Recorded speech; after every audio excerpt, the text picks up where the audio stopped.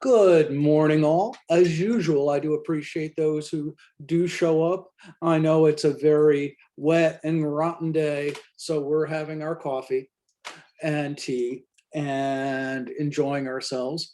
But uh, today we're going to move to the 19th century. I was really pleased with your responses to the discussion board. Most people did it. It's very, very thoughtful.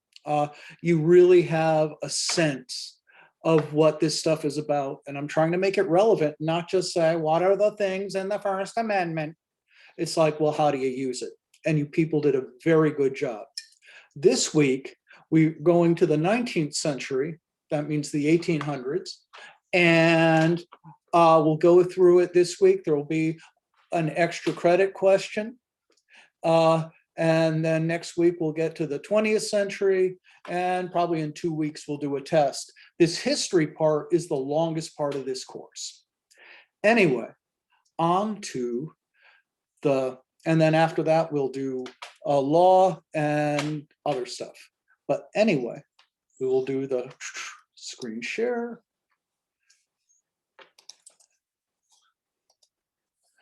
Okay, slide. Puppy is getting antsy. She's been in, did not get her exercise, so you can scoot now. Scoot. Anyway, after the revolution and the idea of the First Amendment, we really weren't sure what free speech meant. It was a concept. What to do about that concept, we've been wrestling with ever since. In the 1800s, you really began hearing in this country what an American voice, an American presence. The early part of the century, they called the age of the magazine. Magazine is French for storehouse. If you have a gun, the magazine is where you store the bullets. So it was the age of magazines because information is stored longer in a magazine than a newspaper. The paper is thicker, it lasts longer. Here's the kind of things that we started to see. You start to get some original voices. It's not the same old stuff. Washington Irving, Tales of Sleepy Hollow.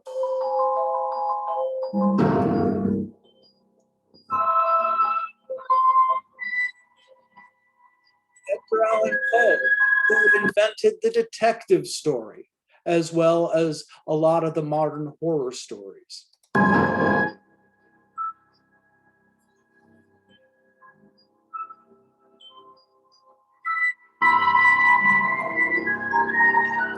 Daniel Hawthorne invented the Scarlet Letter. If you remember the movie Easy A, same plot. It's with us forever. Herman Melville, Moby Dick, and the Tale of Obsession.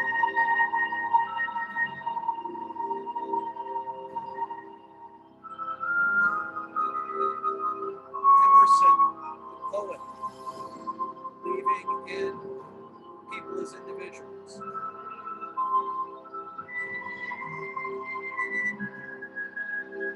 Thoreau, who gave us the idea of passive resistance, followed by Gandhi and by Martin Luther King.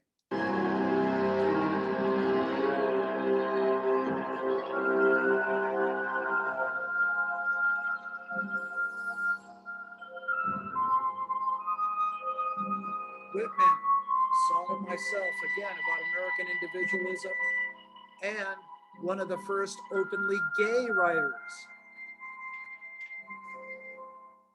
Emily Dickinson, The Belle of Amherst, The Interior Lives of Women.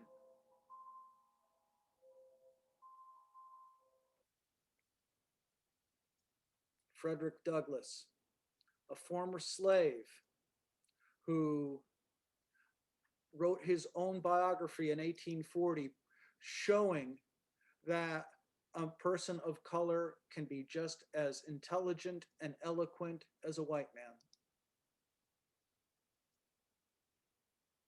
Mark Twain, who basically invented American humor.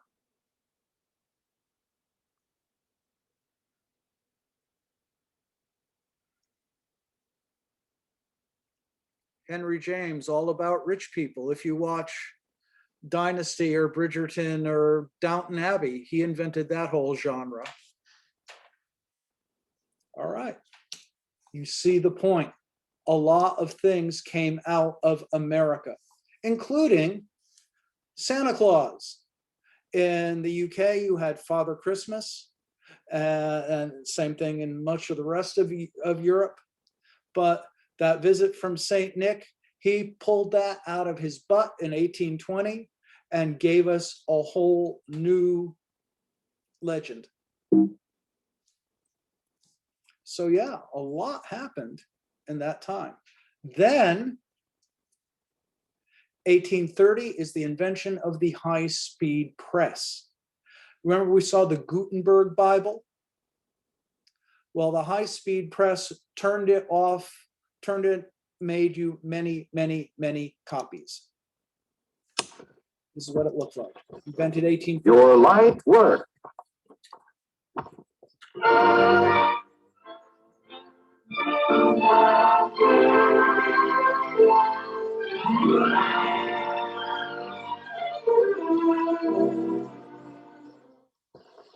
The art attributed more to man's progress than any other art. By means of printing, the fund of knowledge accumulated through the ages is available to everyone, rich and poor alike. Printing is essential to all education. All the other arts rely on it. Religious movements depend on it. There you go. Business could not function without it, nor could government. Because of the need for printed matter in practically all of man's activities, printing now ranks fourth among the nation's great industries. The wide variety of products of the press and the demand for a constant... Okay. You don't need to go into the nuts and bolts of how it works, but you see the whole idea. The high-speed printing press made things go faster, cheaper, and you had more people reading. More people reading, you have more ideas. You have more literacy. And you have what we called the penny press. I'll put that in here, effects. Penny press. Cheaper newspapers, more access to news. Newspapers were 5 cents, they got down to a penny. Anybody could read about what's going on in the world. What difference does that make?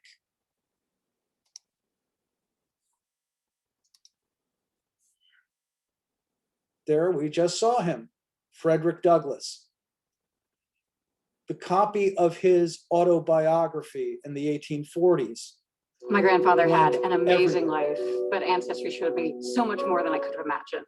My grandfather was born in a shack in Pennsylvania. His father was a miner. They were immigrants from Italy. And somewhere along the way, that man changed his name and transformed himself into a successful mid-century American man. He had a whole life that I didn't know anything about. He was just my beloved grandpa. Bring your family history to life like never before. Get started for free at Ancestry.com.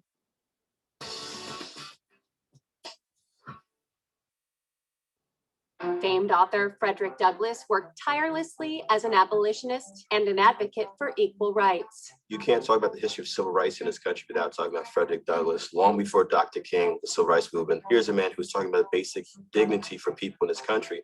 Born into slavery in Talbot County, Maryland, around 1818, Frederick Douglass became educated first through his master's wife and eventually on his own. Douglass escaped slavery in 1838 by fleeing to New York and became a preacher the following year. Certainly, during Douglass's time, literacy for Africans was absolutely forbidden. In fact, it was very clear that once Africans could read and write, many wrote their own passes, which allowed them to move from place to place. And obviously, this was disruptive to a very repressive system. After his anti-slavery lectures caught the attention of William Lloyd Garrison, the editor of the abolitionist paper, The Liberator, Douglass began touring the United States as a speaker with the American Anti-Slavery Society. Many whites refused to believe that Frederick Douglass had ever been a slave because he was so obviously intelligent, he was such a powerful speaker. In 1845, Douglass wrote and published his first autobiography entitled Narrative of the Life of Frederick Douglass. Although the book was a US bestseller, Douglass was forced to live in Europe for 2 years to evade recapture.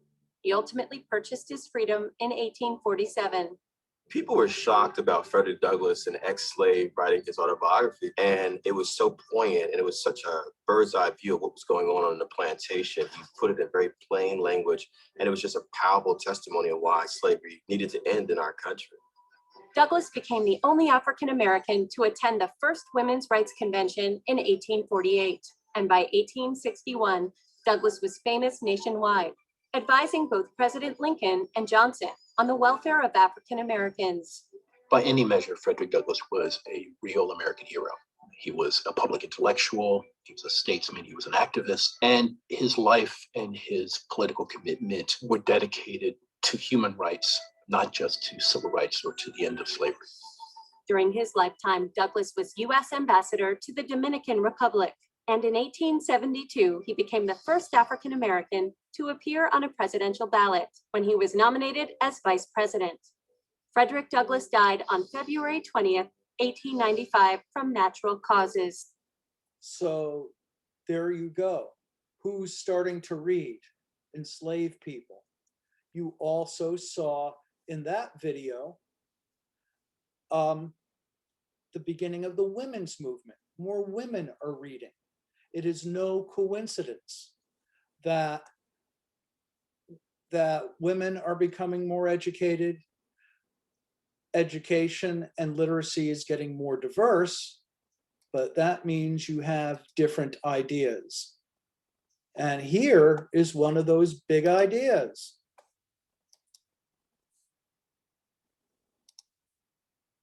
Uncle Tom's Cabin, about the life of an enslaved person, went nationwide.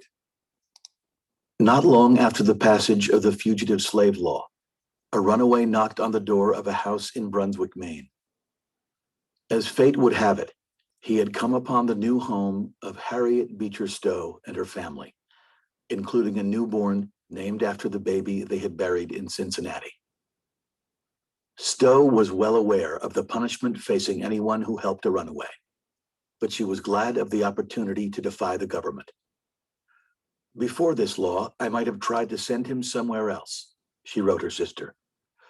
As it was, all hands in the house united in making him up a bed. Like many Northerners, Stowe was deeply disturbed by the Fugitive Slave Law.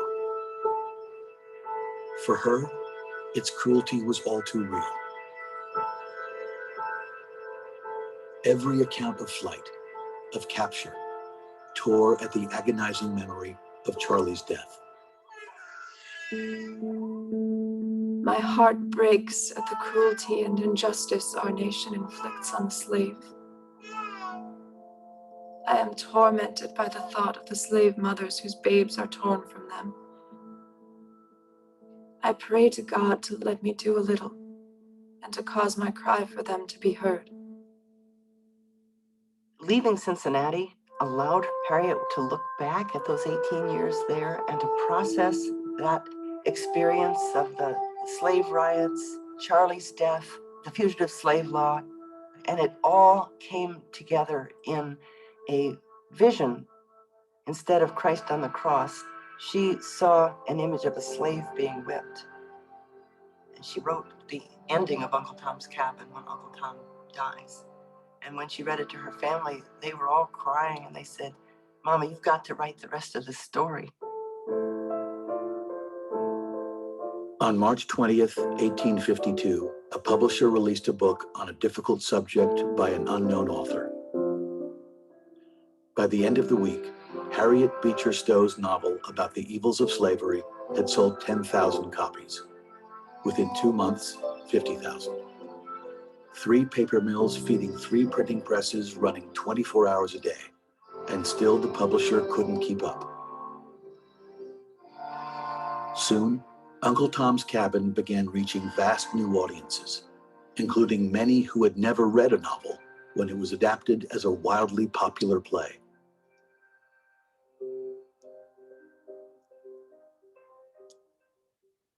So the bottom line, the high-speed press puts those stories in the hands of more people. And more people are reading about enslaved people being human, about being real characters. I mean, Uncle Tom today is a derogatory term for someone who is a little subservient. But Uncle Tom in the original was someone of dignity who tried to balance having a life as an enslaved person and holding his family together. He was meant to be heroic. The other character of Eliza, a light-skinned woman of color, trying to pass as white, but not being able to do it and having to run away with her baby. So, I mean, these are real characters and real stories, not just stereotypes. And everybody reads it and thinking, OMG, enslaved people aren't just whomever. They're real people with real feelings. And that's the big thing you get. And you get it fast because of the telegraph.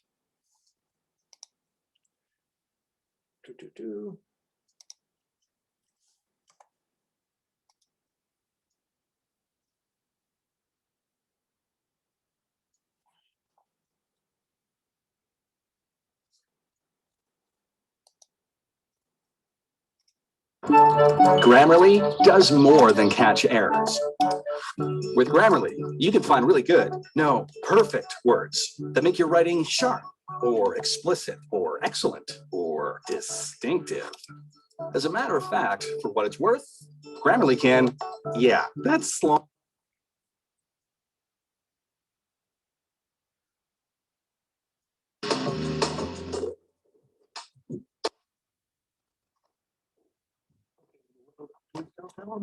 The Victorian invention of the telegraph. Revolutionary stuff. Heralding the information age. Fortunes are made and fortunes lost. It brings a revolution in business, war, news, espionage, even love. This mother of networks is called the highway of thought, but it's not the internet. It is the telegraph system, invented over 150 years ago in the reign of Queen Victoria.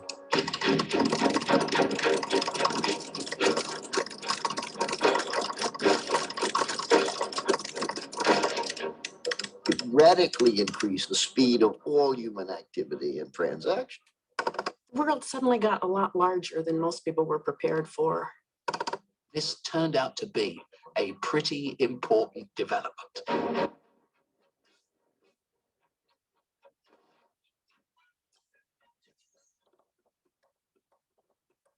Before the telegraph, the speed of communication changed little from the time of Julius Caesar through to George Washington.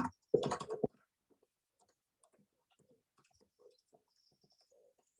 the dawn of industrialization, steam power, and mass production in the late 18th century, the quickest way to send a message was still by horse. This meant isolated communities and delayed business. The Industrial Revolution was straining at its natural limits.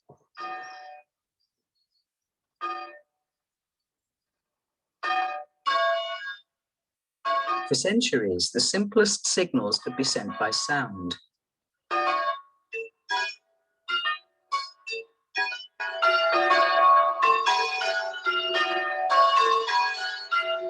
But while sound travels fast, it doesn't travel far. The urgent question of the early industrial age was how to communicate quickly and effectively over distance.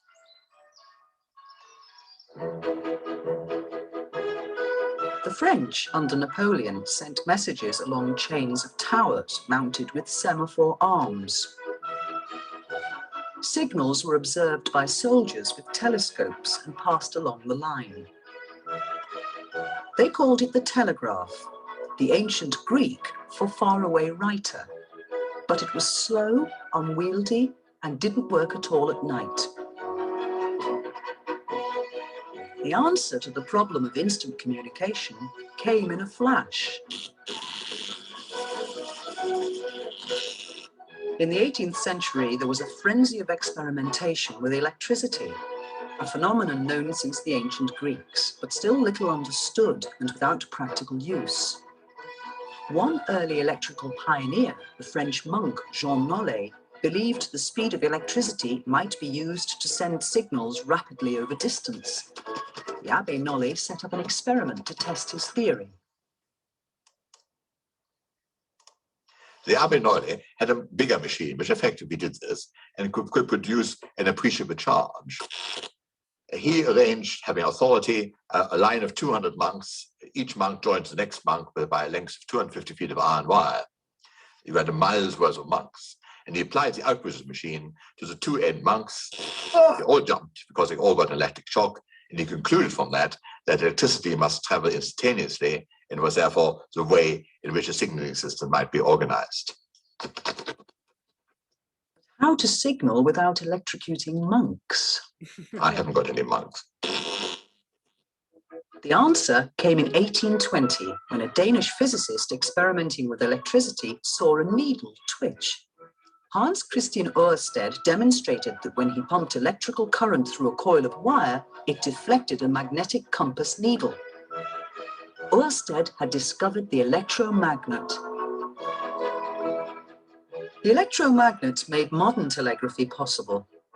Scientists now knew that if you sent electrical current down a wire, it could produce a magnetic field at the other end, some distance away, and move a needle.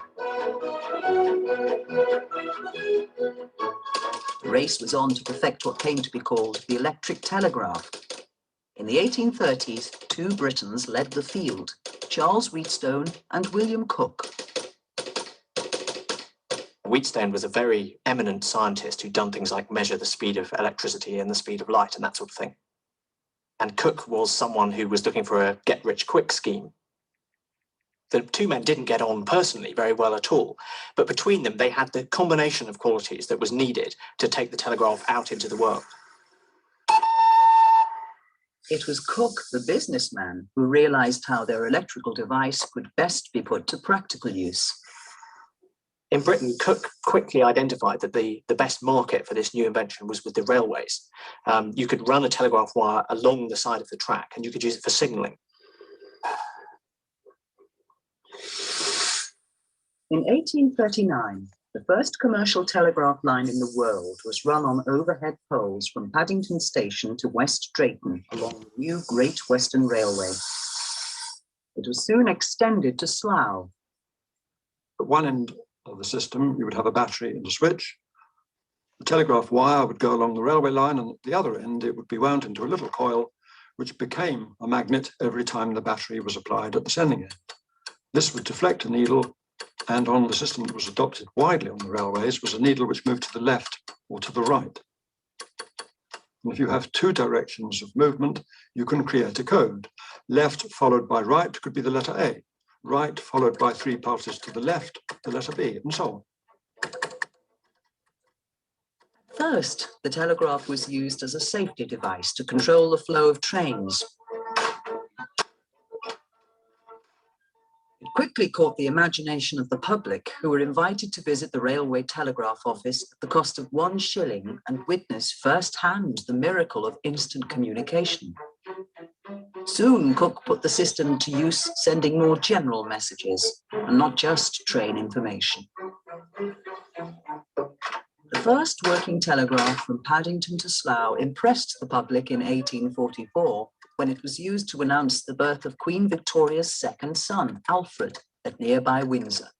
The message was sent to London, and the Times was then able to report the news within an hour or so of the birth taking place. The telegraph proved its worth later after the birth because a huge celebratory banquet was held. 2 trainloads of eminent people, nobs and gentry, duly headed off for Windsor. But the Duke of Wellington discovered that he had left his dinner jacket behind. On arrival, a telegraph message was sent to London to put his dinner jacket on the next train.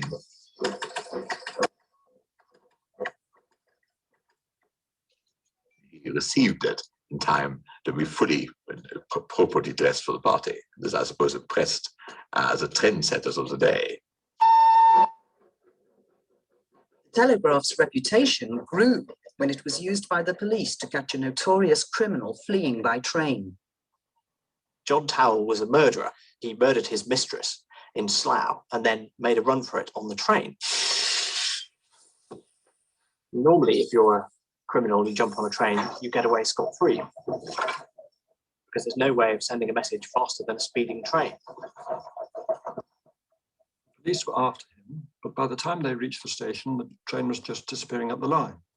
And of course, there was no way that the police could overtake the train. However, they had noticed the particular carriage that he got into.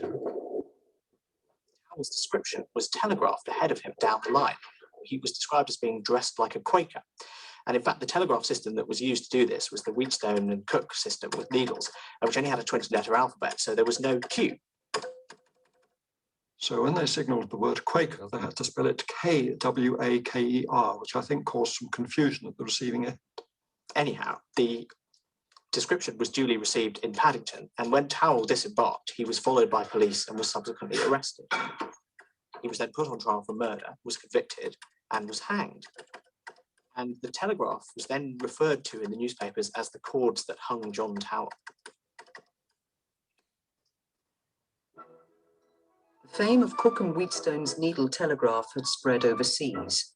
But while their device was effective, its code was cumbersome. It was in the United States that one man invented a simpler system, together with a code that would conquer the world and change communications forever. Samuel Morse was a painter who had missed his wife's funeral because of a delayed message. He became obsessed with the idea of instant communication. In 1832, while on board a ship on his way back to America from Europe, Morse came up with the idea of a code which could be transmitted down a line with no more than an on-off electric switch. Morse code was born. He concentrated on what we would today call the software rather than the hardware. And he came up with this idea that you would use a slightly fiddly code of long and short bursts of current. So, Morse did not invent the telegraph. Cooke and Wheatstone did about 10 years earlier. What Samuel Morse did was invent Morse code. As they said in the video here, it's the software, it's the killer app. And we will see that again and again. It's not the technology, it's not the telegraph, but the Morse code. It's not the phone, but the app.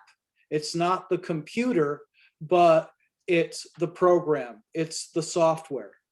This is a difference that Morse first saw. Again, he didn't invent the telegraph, he invented the first killer app. But that would enable you to have very, very simple hardware. Morse's development was a code. Okay, so. A year later, Morse founded the Magnetic Telegraph Company and opened a line along the New York to Philadelphia Railroad. Now there was no stopping the new technology. The benefits of instant communication over long distance were obvious and immediate.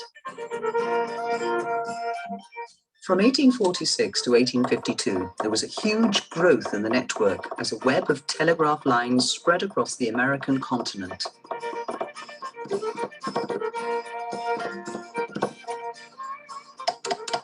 What we see is at the beginning of 1846, the only telegraph line in the whole of the United States is the one between Washington and Baltimore, for example. So that's 40 miles long. 2 years later, 1848, there are 2,000 miles of wire in America. And 2 years later again, there are 12,000 miles. Okay. all of a sudden, you can send a message from California to New York rather than having to drive across, to ride a horse across the country or go around the tip of South America. Instant messages. What is the result? All of a sudden, California is not too far away. 1846, we have the Mexican War, in which we invaded Mexico. There was a border dispute with Texas, and we won California, Arizona, New Mexico, Nevada, and Colorado. All of this was Mexico.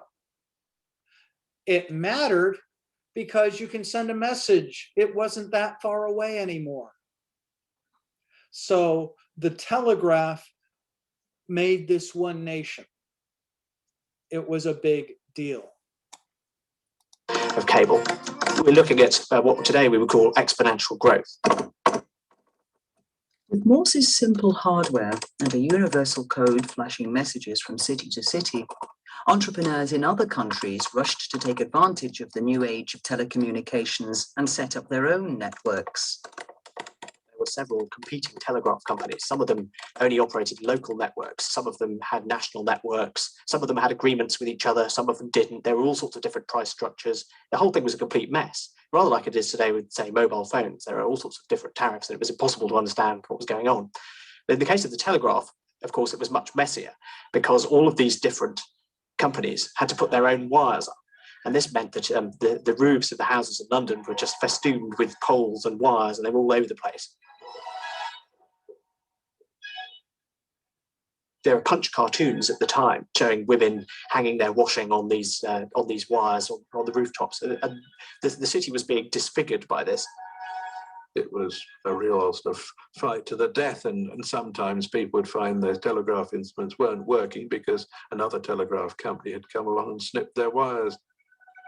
In this feverish atmosphere of new business, a new profession emerged. The telegraphers, working in offices run like factories, handling hundreds of thousands of messages called telegrams every day. You'd probably have between 50 and 100 clerks there, each of whom could be sending at an average rate of 25 words a minute. The only noise would in fact be the click of the Morse code instrument, because talking was not allowed. The telegraph office had hundreds of instruments sending and receiving, clattering away the whole time.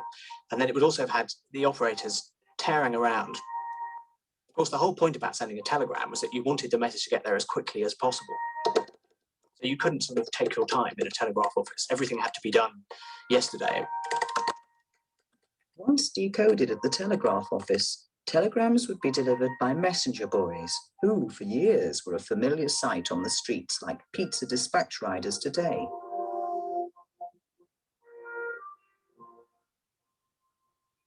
But for many, the idea of instant electric communication was mind-boggling.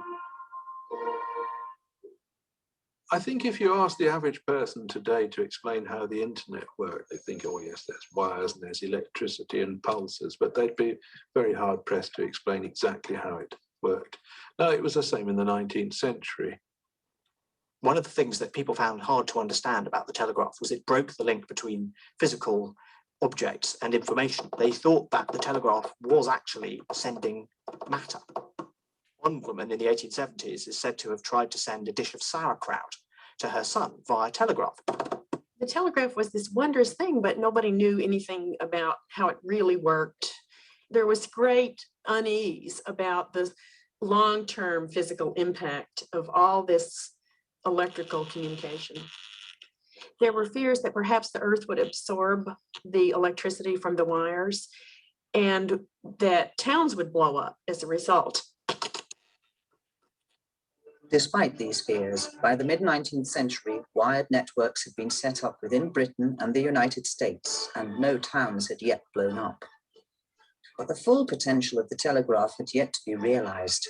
If it was to extend its girdle round the earth, to connect Europe and America, It had to span 2,500 miles across. 1867, they made an international wire across the Atlantic. Change. It gave birth 150 years ago to the global economy and the wired world. Yeah. All our economies become interconnected. So it is no accident that after the Civil War, when they laid the cable, the British were no longer afraid of us, and nor us them. After the Civil War, the British were actually, they put a lot of troops in Canada thinking that we were going to invade. Then you put the wire in, and all of a sudden our economies are melded together, and a war became unthinkable. Another thing that happened from the telegraph is England is 6 hours away as far as time zones.